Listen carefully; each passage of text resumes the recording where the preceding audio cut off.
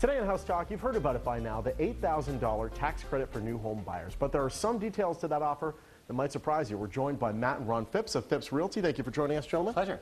Ron is actually set to be the 2011 president of the National Association of Realtors. And Matt is his son. He's a licensed salesperson as well as part of the NAR Communications Committee. Correct. Thank you so much for joining us, guys. Now, the $8,000 tax credit, we've been hearing a lot about it. Tell me about it. Well, first and foremost, it's available for first-time home buyers and also people who haven't owned real estate for 3 years. So as long as you haven't owned real estate for 3 years, you'd qualify. There are some income limits, but you have to close on the house by the end of the year. November 30th would be the date. Specifically. Got it. Now, is there any misinformation about this plan that people should know about?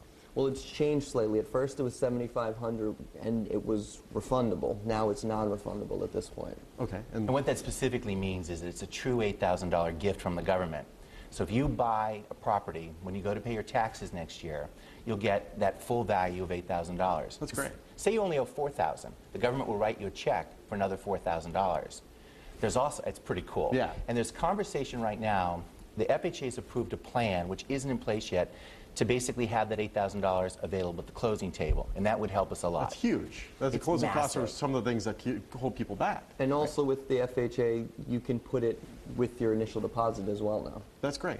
Now you have to have 3.5% for FHA in terms of down, so you'd have to have this in addition to that. So you need 3.5% of the purchase price. Okay. But the $8,000 gift is that. It's a gift from the federal government. That's awesome. Now, are there any other restrictions to the plan? Well, there are. There's some income limits. Basically, it phases out at $90,000 for a single person of income and $150,000 for somebody that is married. So they're fairly high, but for the majority of people, particularly in Rhode Island, they'll qualify. Ron and Matt Phipps, thank you so much for joining us. Pleasure. Thanks, John. Hey, listen, if you want more information or to reach Ron and Matt with your real estate question, you can go to our website. It's foxprovidence.com.